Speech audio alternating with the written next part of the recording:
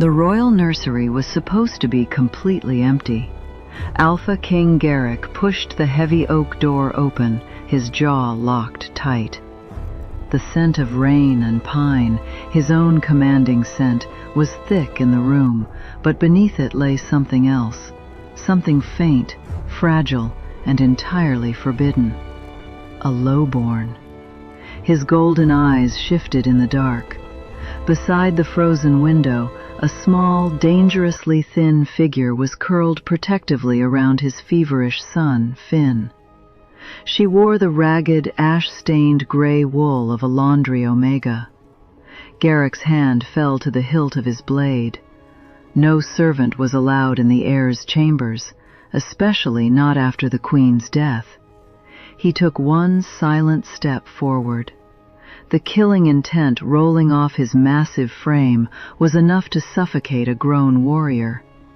But the frail girl did not cower. She didn't even look up at the shadow of his blade. Instead, her bruised, trembling hand moved in slow, rhythmic circles between Finn's shoulder blades. 1, 2, pause. 1, 2, pause. Garrick's breath violently caught in his throat.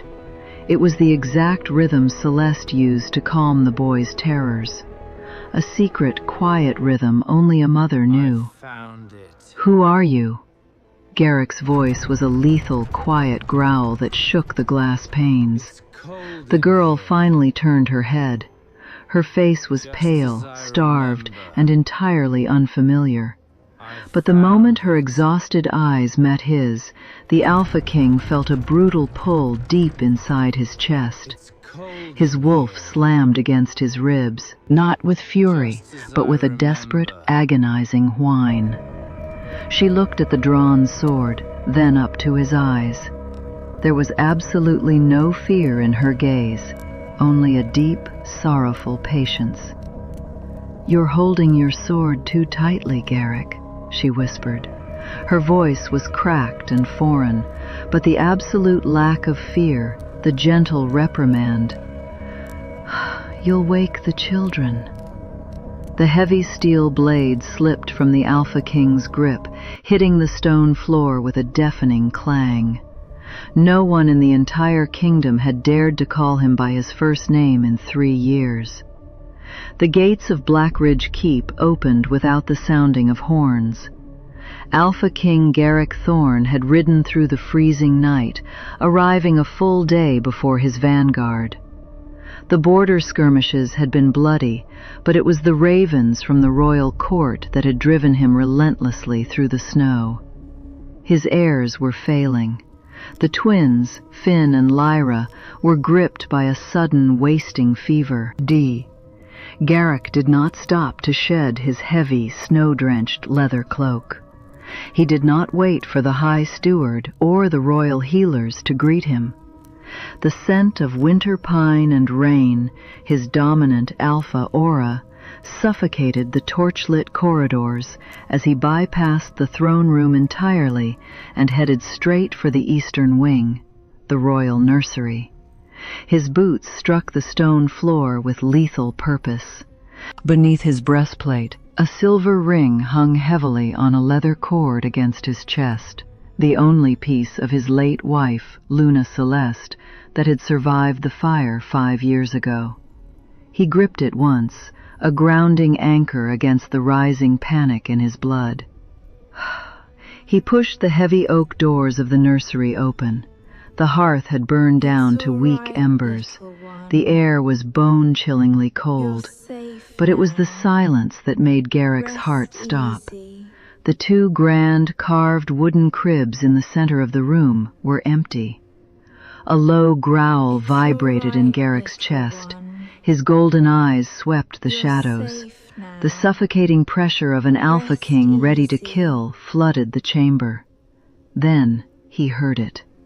A ragged, shallow breath coming from the far corner, near the frosted window seat. Garrick drew his broadsword. The metallic hiss of steel cut through the silence. He closed the distance in 3 long, predatory strides. Curled on the icy stone floor, bathed in the pale moonlight, was a figure. She was dangerously thin, swathed in a patched, oversized gray wool cloak that marked her as a laundry omega, the lowest rank in the keep. One of her knees was exposed, pressed against the unforgiving stone, marked with a dark, painful bruise. In her frail arms, tucked securely against her chest and wrapped in a thick fur blanket, was 5-year-old Finn. His pale face was flushed with fever, his breathing labored. Beside them, tucked safely behind the Omega's back to shield her from the cold draft of the window, lay Lyra, sleeping soundly. Garrick's jaw locked. By pack law, a lowborn Omega caught touching the royal heirs was punishable by immediate death. He raised the point of his sword, aiming it directly at the back of her neck. The killing intent rolling off him was an absolute physical weight. "Step away from my children," he commanded, his voice a lethal, quiet vibration that shook the frost on the glass. The Omega did not scream. She did not flinch. She did not scramble away in terror to beg for her miserable life. Instead, she slowly turned her head. Her face was pale, hollowed by exhaustion and poor rations. Ash and lye stained her fingertips. Her hair was a dull, roughly chopped brown. There was absolutely nothing remarkable about her physical form, but her eyes, ash gray and unsettlingly calm, met his golden gaze without a single tremor of submission. "You are letting the cold air in, Your Majesty," she whispered. Her voice was cracked, raw from the freezing temperatures, yet it carried an unmistakable tone of quiet authority. Garrick's eyes narrowed. His wolf, a massive scarred beast that had torn rival alphas to shreds, suddenly slammed against his ribs. But it wasn't roaring in anger. It was pacing, whining. The Omega turned her attention back to Finn, who whimpered in his sleep, his tiny chest struggling for air. Her bruised, ash-stained hand moved to the boy's back. She began to rub it in slow, deliberate, rhythmic circles. 1, 2, pause. A soft hum. 1, 2, pause. Garrick stopped breathing. The sword in his hand trembled just a fraction of an inch. It was the exact rhythm, the exact secret tempo Celeste had used to calm the twins when they were colicky newborns. No nursemaid knew it. No royal healer had ever seen it. It was a mother's hidden language. Beneath the overwhelming stench of cheap lye and hearth ash clinging to her clothes, Garrick's heightened senses caught something impossible. A microscopic trace of crushed rosemary, Celeste's scent. "Who are you?" Garrick demanded, stepping closer, the tip of his blade now inches from her throat. "How do you know that rhythm?" Mara did not look at the blade. She kept her hand moving over Finn's back, stabilizing his fragile pulse. In this frail body she had no Luna strength, no white wolf to bare its teeth, but she had her mind, and she had her dignity. "I am Mara," she answered evenly, her gaze finally lifting back to the Alpha King. "And I know how to keep your son breathing when your royal healers abandon him to the cold." "They are treating him," Garrick snarled, fighting the chaotic, agonizing pull his inner wolf was suddenly experiencing. "They are providing the highest care." For the first time, a flicker of profound sorrow and sharp anger crossed Mara's face. She didn't look at him like a servant looking at a king. She looked at him like a disappointed equal. With her free hand, she reached toward the small wooden nightstand beside the window. She picked up a small, crystal-cut bottle, sealed with the royal medical crest. Inside, a thick, pale blue liquid caught the moonlight. "Is this the highest care you speak of?" Mara asked, her voice dropping into a dangerous, icy whisper. Garrick frowned, his sword wavering. "That is the moonflower draught, to break their fever." Mara held the blue bottle up, the glass cold against her scarred fingers. "This is not moonflower, Garrick." The use of his first name from an Omega's lips hit the room like a thunderclap.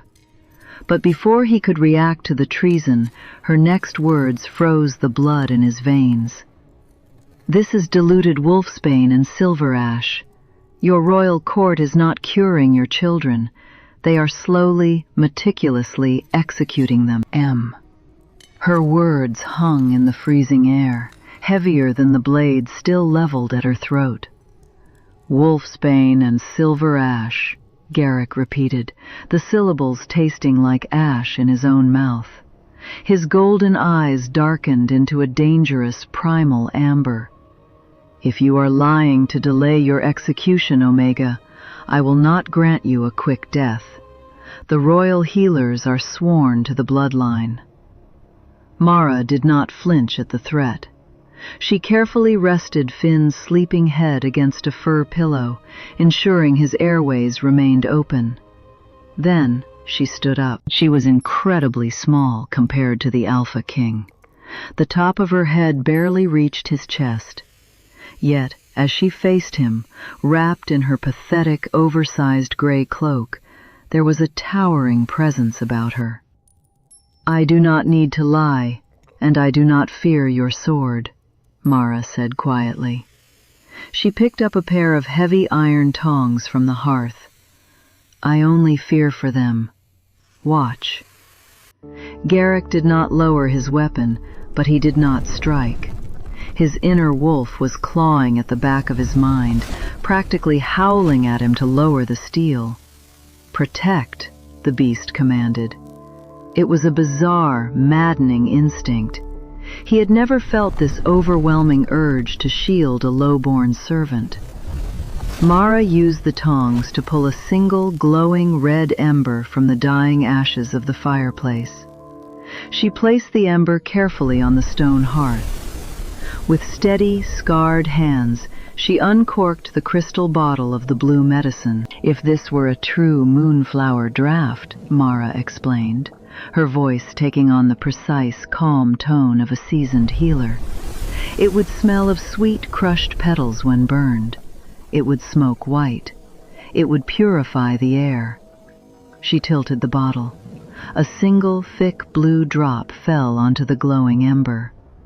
The reaction was violent and immediate. The liquid did not smoke white. It hissed like a striking snake. A plume of vile, sickly green smoke erupted into the air, carrying the sharp, metallic stench of burning silver and the bitter, rotting odor of raw wolfsbane. Garrick staggered back a half step. The smell alone made his alpha lungs burn, a biological warning to any wolf. "It is heavily diluted," Mara continued, corking the bottle and setting it far away from the children. "If they gave a lethal dose all at once, the pack would know it was murder. But a few drops every night? It mimics a natural wasting disease. It causes fever, labored breathing, and a slow, agonizing failure of the organs." She looked up at him, her gray eyes reflecting the dying green light. "It is the exact same progression of symptoms that took your Luna 5 years ago." The sword finally fell from Garrick's grip, clattering loudly against the stone floor. The sound was deafening, but Garrick could only hear the rushing of his own blood. The betrayal crashed over him in suffocating waves. Harlan Voss, the royal healer, Lord Cedric, the High Steward who oversaw every drop of medicine that entered the royal wing, the men he had trusted, the men who had comforted him when Celeste died. They had been poisoning his family. He looked at the two pale, fragile children in the crib. Then he looked at the ragged Omega standing between them and the door. "Why do you know this?" Garrick's voice was a shattered, guttural rasp. He stepped closer to her, his massive frame casting a long shadow over her small body. "A laundry servant does not know the chemical reactions of royal poisons. Who sent you?" "No one sent me," Mara said. The tension in the room was causing her frail body to sweat, washing away the heavy scent of lie. As she breathed, Garrick's senses were suddenly hit by it again. Stronger this time. Pure, clean rosemary. The scent of a summer rain over a moonlit garden. His wolf whimpered audibly, pacing in his chest. Garrick reached out, his large, calloused hand hovering just inches from her cheek. He was terrified to touch her, terrified that the grief was finally driving him mad. Why did this stranger smell like his dead wife? Why did she hold his son exactly the way Celeste had? Before his fingers could graze her skin, the heavy thud of armored boots echoed down the stone corridor outside. Mara froze. "They are coming," she whispered. "The midnight dose." Garrick's hand dropped. His sorrow vanished, instantly replaced by the cold, calculating fury of a king at war. He picked up his broadsword, his knuckles turning white around and the hilt. "Hide behind the crib," Garrick ordered, his voice dropping into a deadly command. Mara shook her head, stepping in front of the children instead. "If they find me here, they will say I poisoned them. They will kill me, and tomorrow they will kill Finn." "No one is dying tonight," Garrick snarled. He didn't shove her aside. Instead, he stepped in front of her. He positioned his broad shoulders to completely eclipse her small frame, forming an impenetrable wall of muscle and alpha authority between the Omega and the heavy oak doors. The brass handle turned. The doors swung open. "I won't leave." Royal healer Harlan Voss stepped into the nursery, carrying a silver tray. Behind him stood two armed guards of the High Steward's personal watch. Harlan looked up, his polite, mournful smile already in place. But the smile instantly evaporated when he saw the Alpha King standing in the dark, broadsword drawn, his golden eyes glowing with the promise of absolute slaughter. The silver tray rattled violently in Harlan Voss's hands. The royal healer's polite composure shattered the second he met the Alpha King's golden eyes. Garrick stood tall in the dimly lit nursery, his broadsword gleaming in the moonlight. Behind his massive frame, hidden completely from view, was the ragged Omega and the royal heirs. "Your Majesty," Harlan stammered, his gaze darting to the drawn steel. "We did not expect you for another day. I brought the midnight draft for the young prince and princess." "Step into the room, Harlan," Garrick ordered. His voice was not a shout. It was a terrifyingly calm, dead-level command. Harlan hesitated, throwing a nervous glance at the two heavily armed guards behind him. "If those guards cross this threshold," Garrick added, the air in the room suddenly growing heavy with the crushing weight of his alpha aura, "I will leave their heads on the nursery floor. Enter, alone." The sheer dominance radiating from the king forced Harlan's knees to buckle slightly. He waved the guards back and stepped inside. Garrick kicked the heavy oak doors shut with his boot, sealing them in. "Place the tray on the table," Garrick commanded. Harlan obeyed, his hands trembling so badly the crystal bottle clinked against the silver. Garrick stepped forward and picked up the bottle. It was identical to the one Mara had just tested. The same blue liquid, the same lethal lie. The urge to drive his sword through the healer's chest nearly blinded him, but Garrick was a tactician. If he killed Harlan now, Lord Cedric and the rest of the corrupt council would burn the ledgers and scatter. He needed the rot pulled up by the roots. "The fever broke," Garrick lied smoothly, slipping the blue bottle into his leather coat. "They will not need this tonight. You are dismissed." "But, sire, the protocol—" "I am the protocol, Harlan," Garrick snarled, leaning down until he was inches from the healer's pale face. "If anyone enters this wing before sunrise, I will consider it an act of treason. Get out." Harlan scrambled backward and fled, pulling the doors shut behind him. The heavy silence returned. Garrick let out a long, controlled breath, shoving his absolute fury down into the darkest corner of his mind. He turned back to the window. Mara was already wrapping Finn tightly in the heavy fur blanket.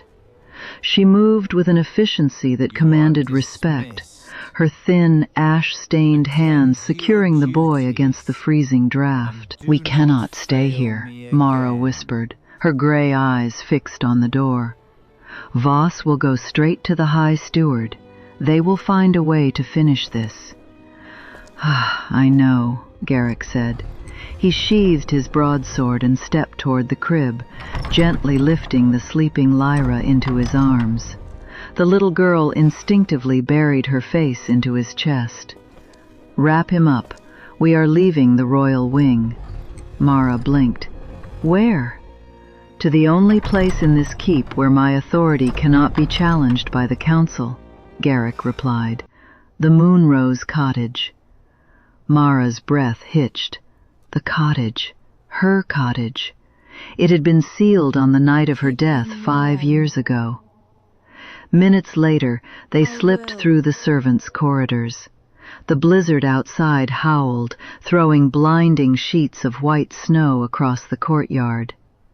Garrick walked ahead, carrying Lyra.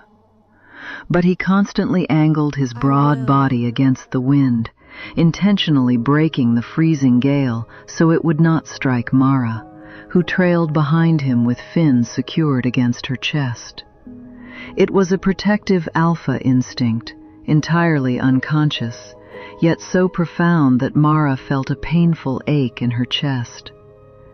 He had shielded her exactly like this when they were young, long before the crown, long before the betrayal. They reached the edge of the Moonrose garden. The cottage stood in the dark, its stone walls covered in dormant vines.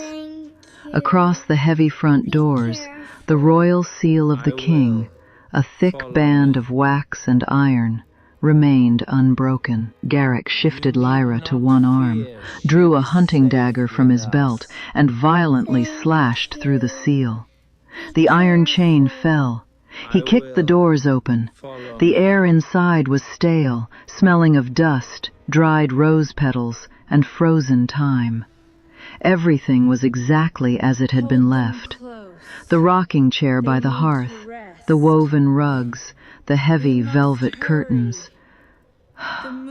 Garrick moved to place Lyra on the velvet sofa, his back turned for just a moment. Mara, shivering violently from the cold and the sheer emotional weight of standing in her own tomb, carried Finn toward the stone fireplace. The boy was freezing. She needed heat.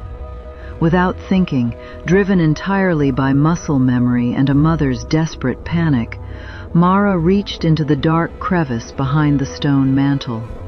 Her scarred fingers instinctively found the hidden iron latch, the secret flue release that only the builder and the Luna had known about to prevent smoke from blowing back into the room during a storm. She pressed it. A soft click echoed in the silent room. Suddenly, a heavy, calloused hand clamped shut around her wrist like a vice. Mara gasped, her heart hammering against her ribs. Garrick was standing right beside her. He had moved silently. His golden eyes were fixed on her wrist, then slowly traveled up to her pale, terrified face. The scent of rosemary, no longer fighting the courtyard wind, was blooming in the enclosed space, rising off her skin like a phantom. The Alpha King did not let go. His grip was tight, trembling with a volatile mixture of rage, grief, and impossible hope. "That latch," Garrick whispered, his face inches from hers, "is not on any blueprint. Only 2 people in this entire world knew it was there." He stepped closer, the heat of his massive body pressing against the cold air between them. "I am one. The other died in this room 5 years ago. So I will ask you one last time, Omega. Who are you?" The silence in the Moonrose cottage was absolute, broken only by the crackle of the newly lit hearth and the frantic beating of Mara's heart. Garrick's hand was a band of hot iron around her frail wrist. His amber eyes searched her pale, ash-smudged face, hunting for a confession to a question he was too terrified to ask aloud. The scent of crushed rosemary was no longer a ghost. It was wrapping around him, pulling at the fractured edges of his soul. "Mate," his inner wolf growled, pacing violently. "Ours. Mate." "I asked you a question," Garrick repeated, the lethal calm in his voice cracking to reveal the profound desperation beneath it. Mara did not pull away. If she told him the truth now, that she was the soul of his murdered wife, trapped in the body of a discarded Omega, he would think she was either a practitioner of dark blood magic or completely insane. She needed him focused. She needed him furious at the right people. "I am a laundry servant, Your Majesty," Mara answered, her voice steady, forcing her gray eyes to remain entirely blank. "For 5 years I have scrubbed the soot from the outer ventilation shafts of this very cottage. When you are invisible to the royal court, you learn the shape of the stones. You learn how things work." It was a perfectly logical lie. Garrick stared at her for a long, agonizing moment. His wolf rejected the answer completely, thrashing in frustration. But the logical mind of the Alpha King recognized the immediate danger they were in. Slowly, reluctantly, he released her wrist. "The fire is warm enough," Mara said softly, stepping back to massage the circulation back into her hand.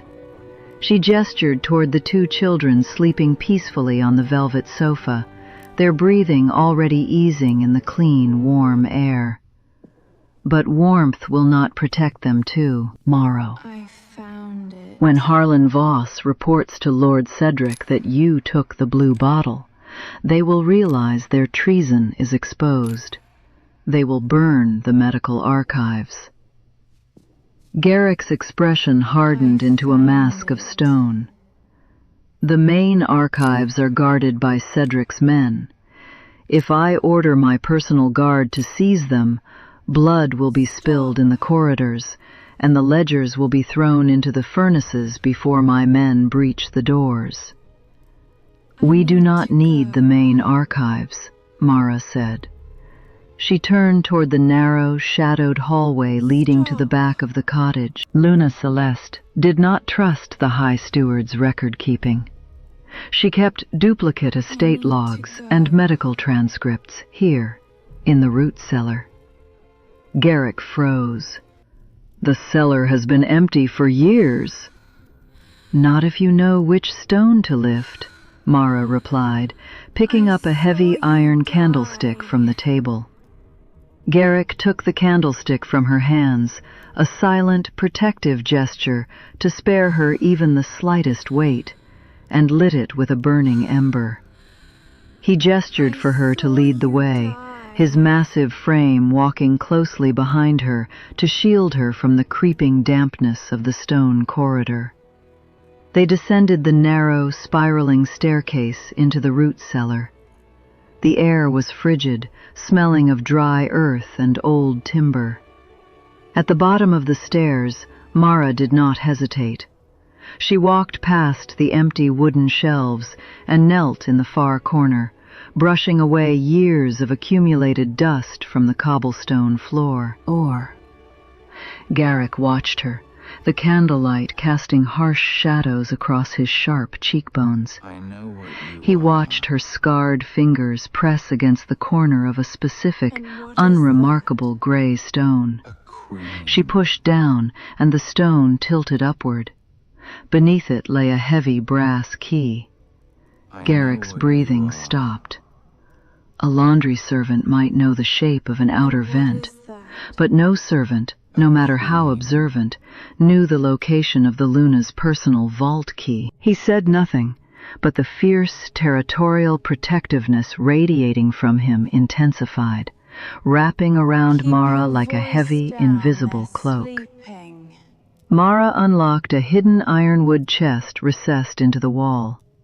Inside, wrapped securely in oilcloth, were 3 heavy, leather-bound ledgers. She pulled them out, carrying them to a small wooden table in the center of the cellar. Garrick set the candle down, leaning over her shoulder as she opened the first book. The physical proximity was overwhelming. The heat radiating from his chest warmed her shivering back, and she had to force her hands not to tremble as she turned the pages. "These are Harlan Voss's original apothecary logs," Mara said, tracing the meticulous, curling handwriting. "Copies made by the Luna before she—" Her voice faltered for a fraction of a second. "Before she passed." Garrick's jaw tightened. "Find the night she died." Mara turned the heavy parchment pages. The dates crawled forward, detailing every herb, every draught, every drop of medicine administered to the royal family. She reached the month of the winter solstice, the month Celeste had succumbed to her mysterious illness. She stopped. Garrick leaned closer, his chest brushing her shoulder. The page for the night of Celeste's death was gone. It had not been torn in a rush. It had been meticulously sliced out with a surgical blade, leaving only a perfect, narrow strip of paper near the binding. Mara quickly opened the second ledger, the one detailing the weeks leading up to the twins' sudden decline. She flipped to the exact date the fever had been diagnosed. Sliced. Gone. "They didn't just poison her," Garrick growled, the realization hitting him with the force of a physical blow. "They erased the evidence from her own private vault. Cedric has known about this cellar all along. He has been curating a lie for 5 years, leaving just enough to make it look like a natural tragedy." Mara traced the surgical cut on the parchment. "A man who edits history is a man preparing to repeat it. If they find me here with your children, they will claim I am the one who poisoned them. They will say the Omega kidnapped the heirs and the king arrived too late." Before Garrick could swear that no one would ever touch her, a sound shattered the quiet of the night. Bong, bong, bong, gee. The deep, mournful toll of the keep's great iron bell echoed through the stone walls of the cellar. It was the general alarm. Garrick's head snapped toward the ceiling. The alarm was only rung for a siege, or when royal blood was actively under threat. "Cedric," Garrick snarled, his hand dropping to the hilt of his broadsword. "He found the nursery empty.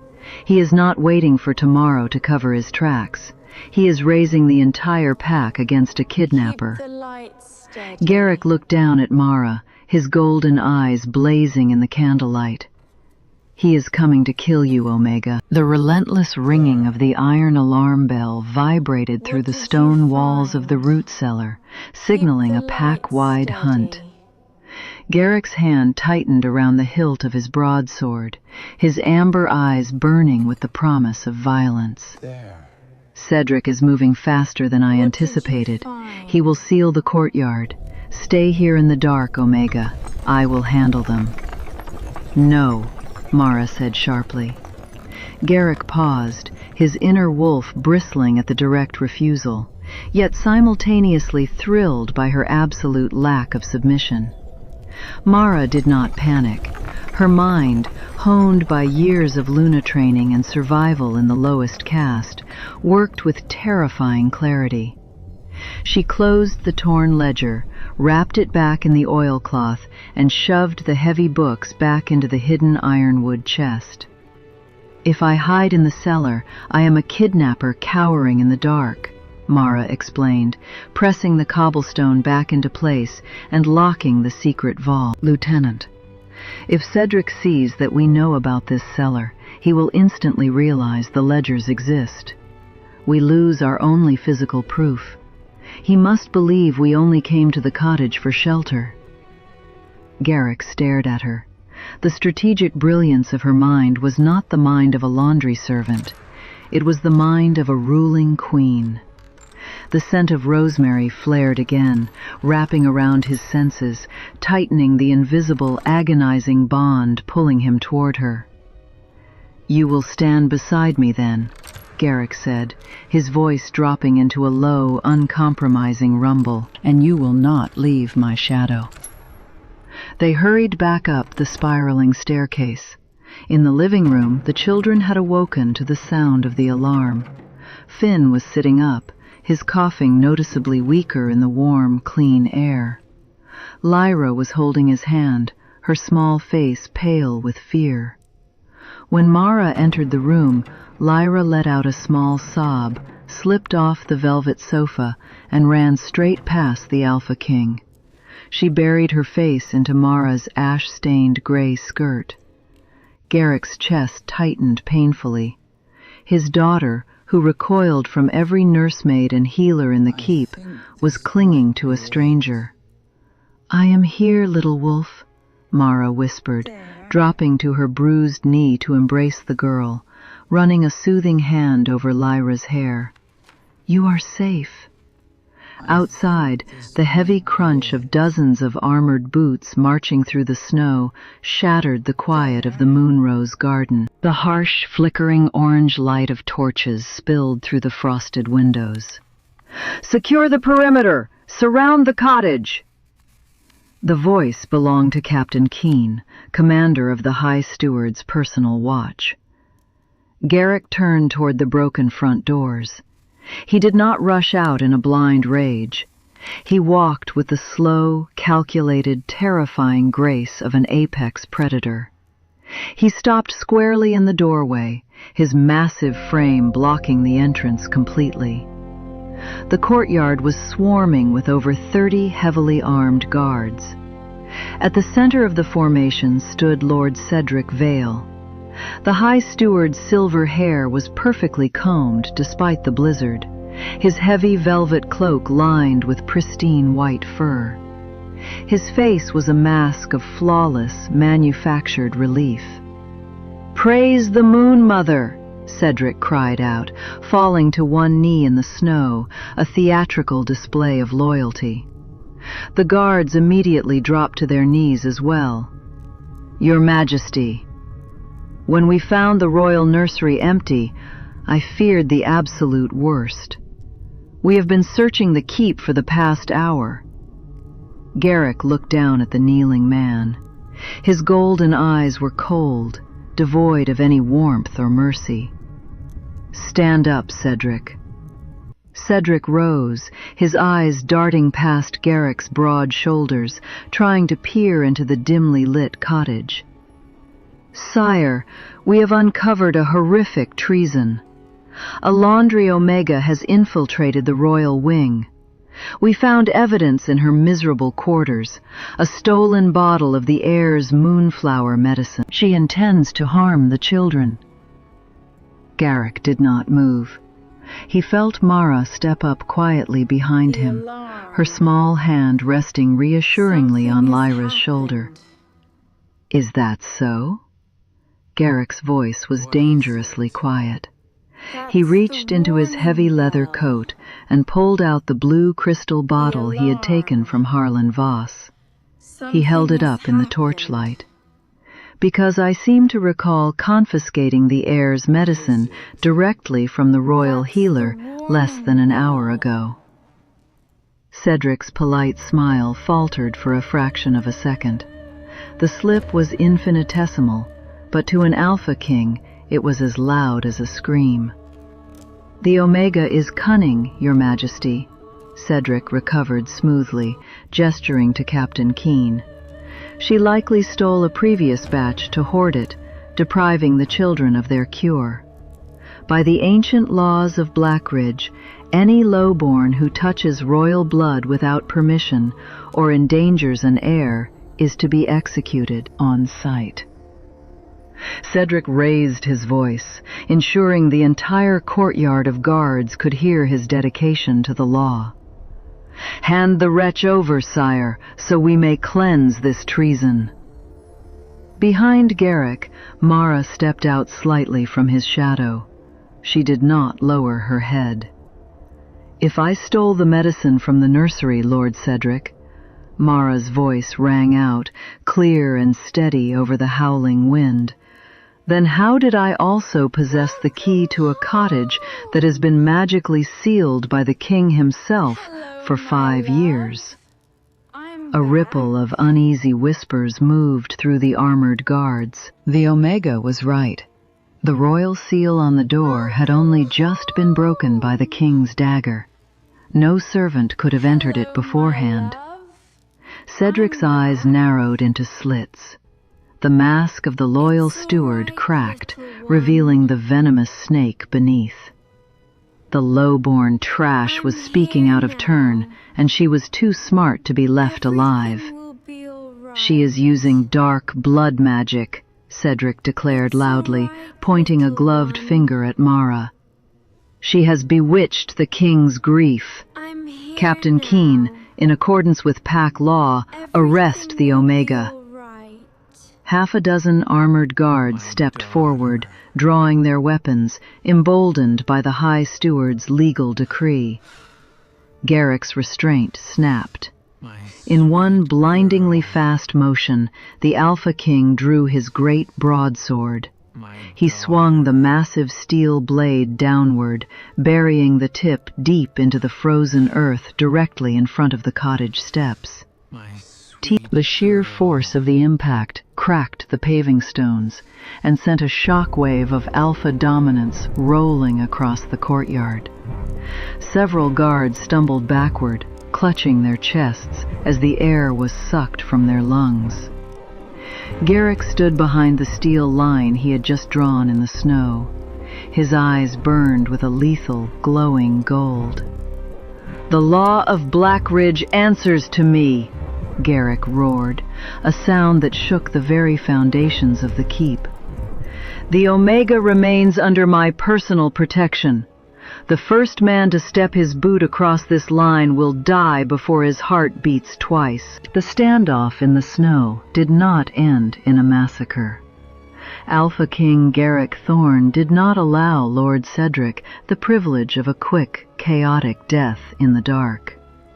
Instead, Garrick ordered the great iron bell to ring a second time, summoning the entire Council of Elders and the noble houses to the throne hall. If the High Steward wanted to invoke pack law, Garrick would give him a trial he would never forget. 2 hours later, the great hall of Blackridge Keep was packed. Silver torches burned fiercely along the black marble walls, casting long, flickering shadows over the assembled lords, elders, and heavily armed guards. Garrick sat upon the obsidian throne. He did not wear a ceremonial crown. His absolute, suffocating alpha aura was crown enough. The silver ring around his neck caught the torchlight. His golden eyes were fixed on the center of the hall, where Mara stood alone.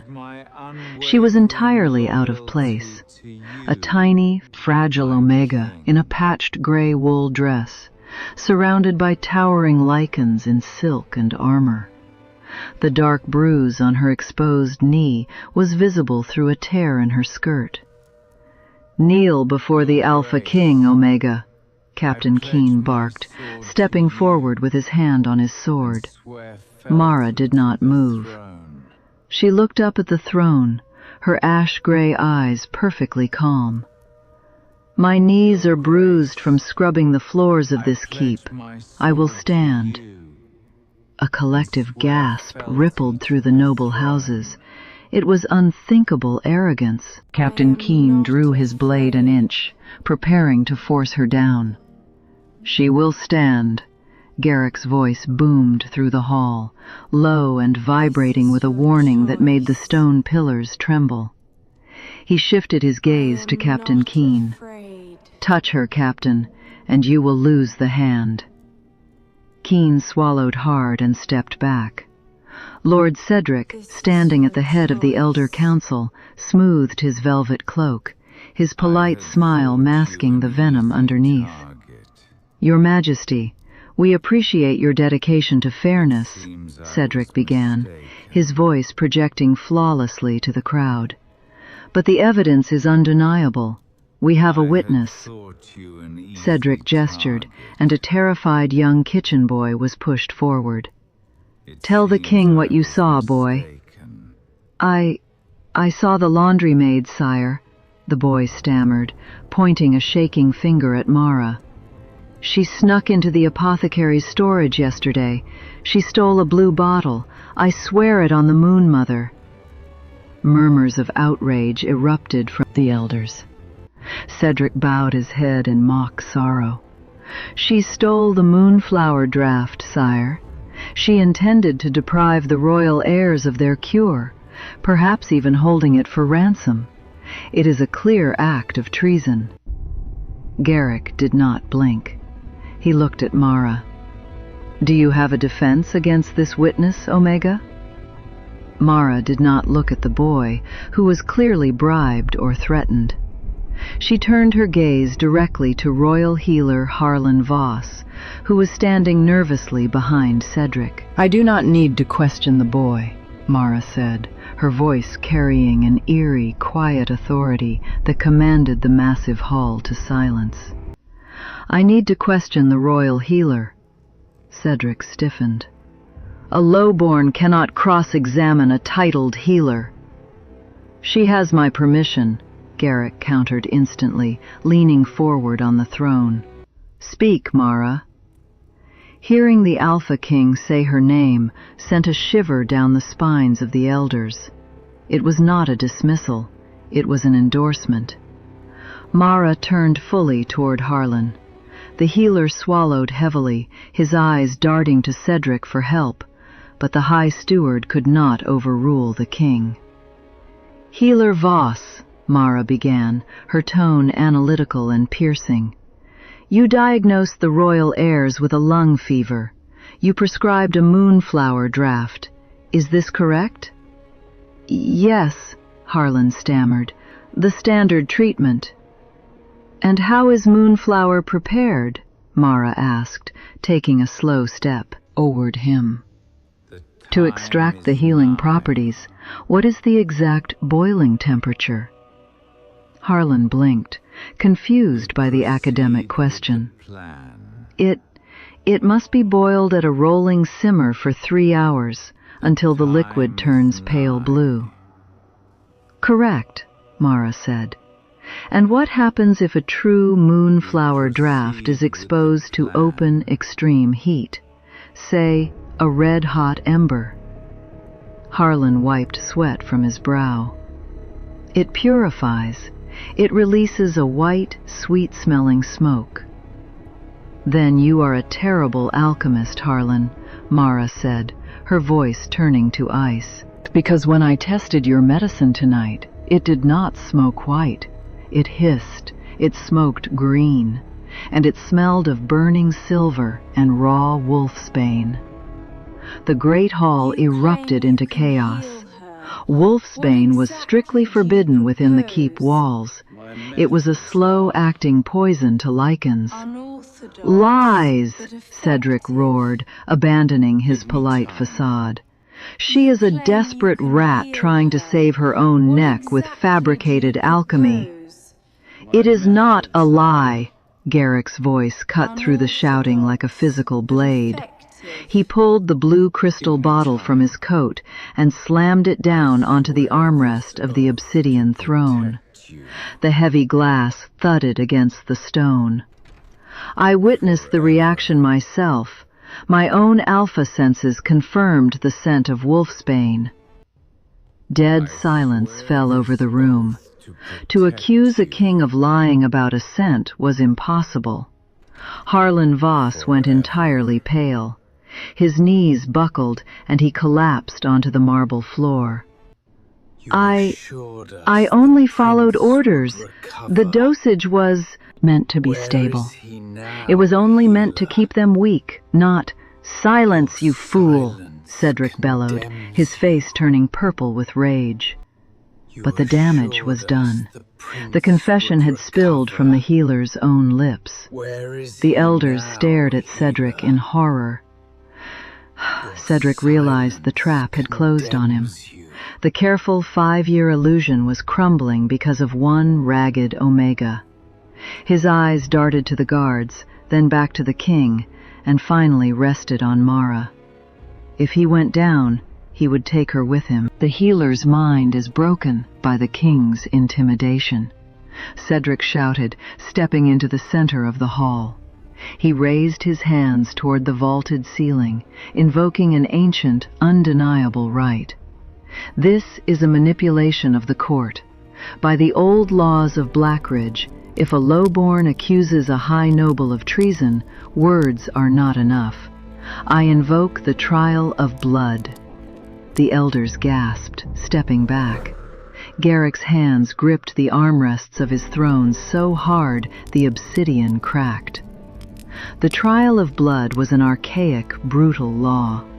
The accuser had to bleed upon the sacred moonstone altar. If they lied, the stone would burn them to ash. If they told the truth, the stone would glow. It was designed to kill peasants who dared challenge lords, because the shock of the magic almost always stopped a weak human or omega heart. "Denied," Garrick snarled, standing up from the throne. "You cannot deny it, Alpha," Cedric challenged, his eyes manic. "It is the foundation of our P.A.C. Deny the old laws, and you forfeit the crown. Let the Omega bleed on the altar, or admit this is a sham."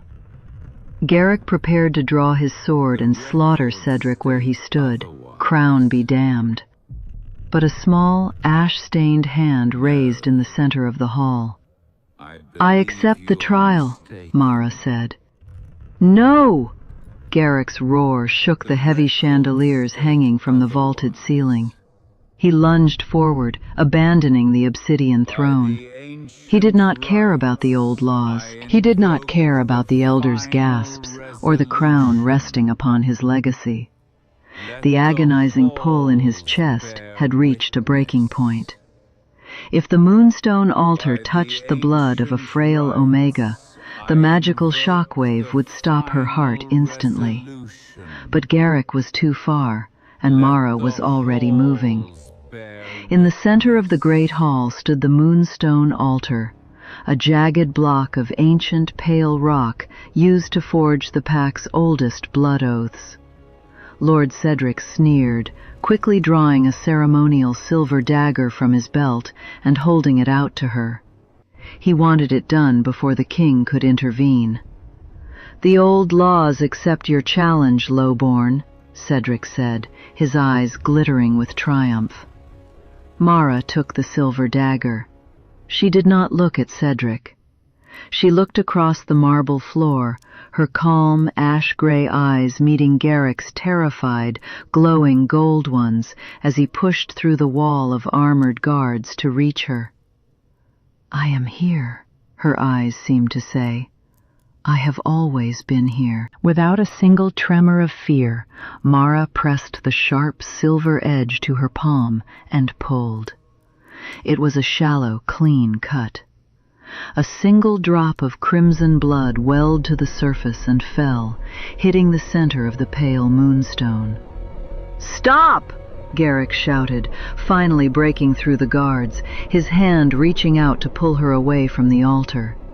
He was a second too late. The moment Mara's blood touched the ancient stone, the magic of the altar activated. But there was no smell of burning flesh. There was no scream of agony. The stone did not reject her. Instead, a deafening, resonant hum vibrated through the floorboards. The moonstone erupted in a blinding, pure white light that washed over the entire hall. Garrick stumbled back, shielding his eyes. When he lowered his arm, the breath was completely knocked from his lungs. The frail, ash-stained laundry Omega was still standing. She had not been burned to ash. The blinding light of the altar was wrapping around her like a protective cloak. And as the magic surged through her veins, the physical disguise of her miserable life began to fracture. The harsh, suffocating stench of cheap lye and hearth soot that had clung to her clothes instantly vanished. It was replaced by an overwhelming tidal wave of pure scent. Crushed rosemary, rain-soaked pine, the unmistakable, undeniable scent of the Luna of Blackridge. Garrick's wolf let out a devastating, entirely unguarded whimper. His knees actually struck the marble floor. The transformation was not physical. She was still the small, thin girl in the gray dress, but her spiritual presence had expanded into something godlike. The dull ash-gray of her eyes had shifted, burning with a luminescent, piercing silver. And then the pack saw it. Rising from the blinding light behind her, casting a towering, ethereal shadow against the high walls of the great hall, was the distinct, majestic silhouette of a massive white wolf, the spirit of the moon bloodline. "By the goddess!" one of the oldest elders whispered, his staff clattering to the floor. He dropped to both knees, pressing his forehead against the cold marble. One by one, the shock rippled through the noble houses. The armored guards dropped their weapons. The proud lords of the court fell to their knees. It was not a gesture of political submission. It was an involuntary, primal reaction to the pure, ancient power radiating from the altar. The moonstone had recognized her. It did not recognize a laundry servant. It recognized the true queen. "Impossible," Cedric breathed, his perfect composure shattering into absolute horror. He backed away from the glowing altar, his hands trembling violently. "She is dead. She burned in the cottage. This is a trick." Mara turned her silver, glowing eyes toward the High Steward. When she spoke, her voice layered with the deep, echoing resonance of the white wolf. "You burned my body, Cedric," Mara said, the truth ringing through the silent hall like a death knell. "You poisoned my lungs, erased the ledgers, and locked my memory in a ruined cottage. But you cannot burn a soul, and you cannot sever a bond forged by fate." She looked down at Garrick, who was kneeling just a few feet away. The fierce, terrifying Alpha King was staring up at her, tears tracking silently down his scarred face, his broad shoulders shaking with a grief and relief so profound it threatened to tear him apart. "Celeste," Garrick whispered, his voice completely broken. "I told you I knew the rhythm to keep him breathing, Garrick," she answered softly, the ethereal echo fading, leaving only the gentle, loving tone of the wife he had mourned for 5 years. Cedric spun around, looking desperately for an exit, but the heavily armored guards, the very men he had paid and commanded for years, were already rising from their knees, their eyes locked on him with lethal intent. Garrick stood up slowly. The tears on his face remained, but the overwhelming sorrow had instantly metamorphosed into an apocalyptic, cold-blooded rage. The Alpha King turned toward the High Steward.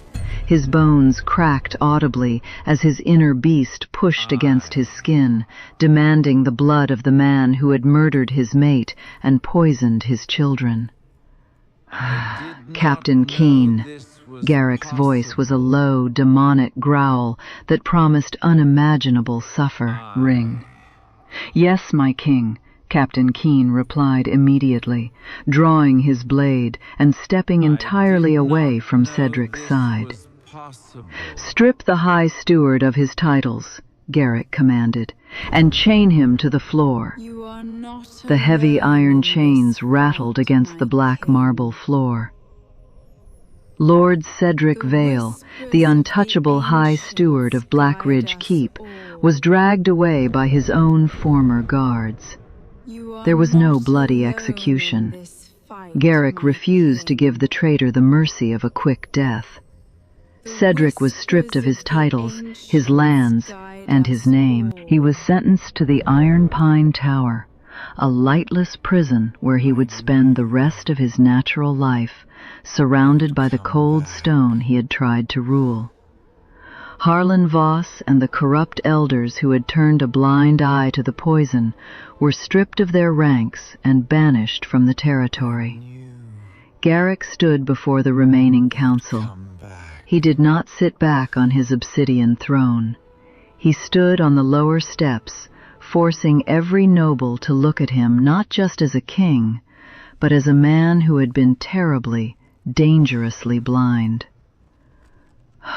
"For 5 years I let my grief become a cage," Garrick's voice echoed through the silent great hall.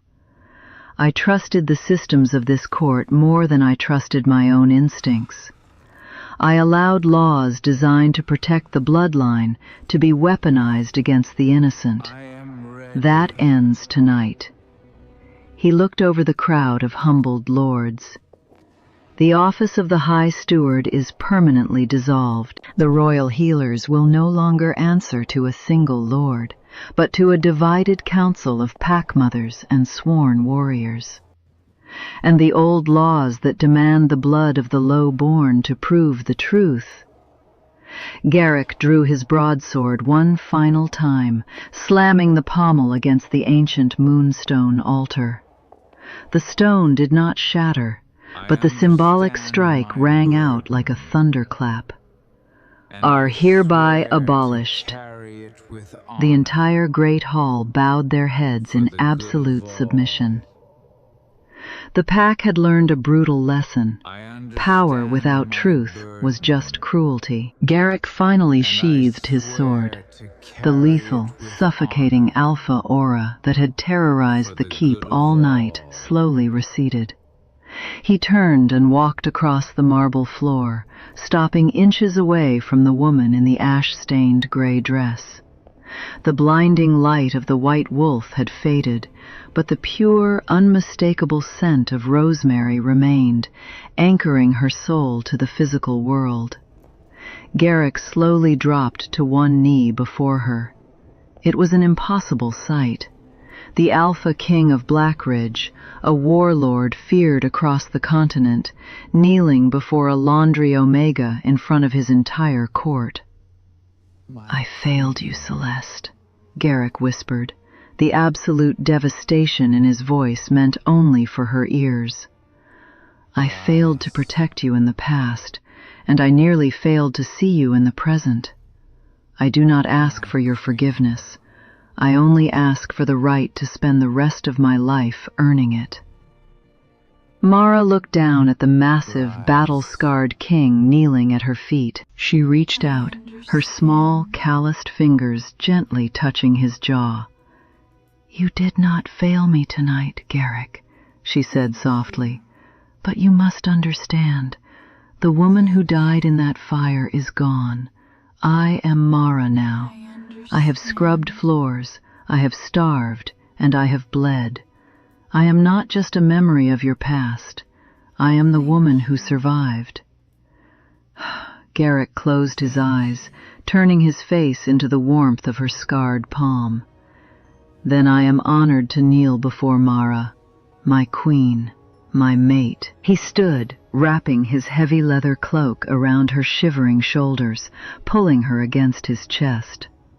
The overwhelming heat of his body and the steady, frantic beating of his heart against hers finally shattered the last of her defenses.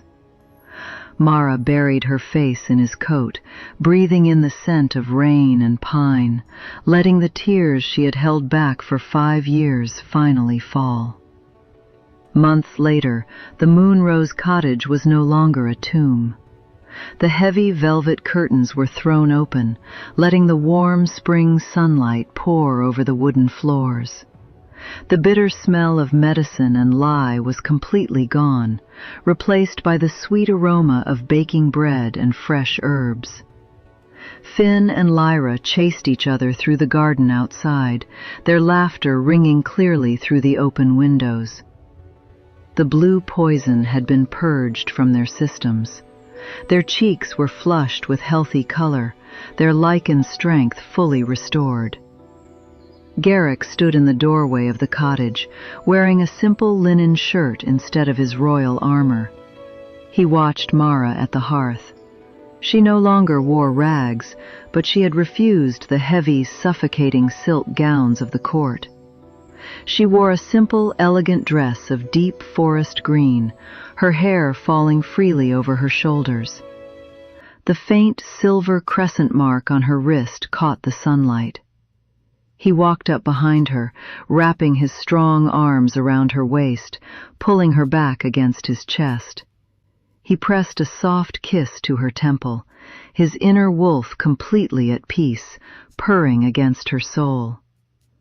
"They want to forge a new crown for you," Garrick murmured, watching their children play in the garden. "The council insists." Mara leaned back into his embrace, her hands resting over his. She smiled, a quiet, powerful smile that no lord or elder could ever take from her again. "Let them," Mara said softly, "but they should know by now. A true queen does not need a crown to protect her pack." Garrick held her tighter, the bond between them pulsing with an unbreakable, radiant warmth.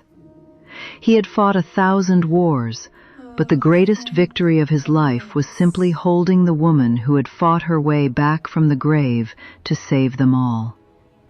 A true queen is not made by a crown.